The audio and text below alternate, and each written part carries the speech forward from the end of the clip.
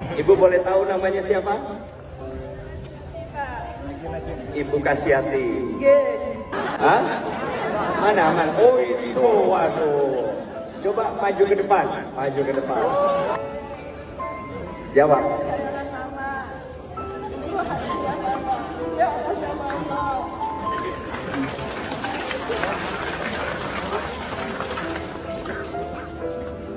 Apa? Coba jawab. Siapa? Terima kasih sudah datang.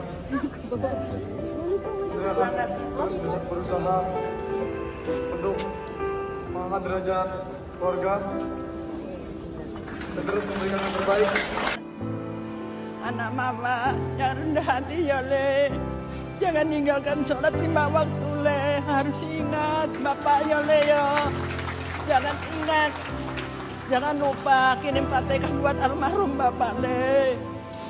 Kamu kebanggaan bapak, kebanggaan mama, mutiara hati mama Le.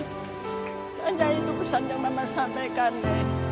Jangan lupa tetap semangat Le untuk berhasil cita-citamu Le.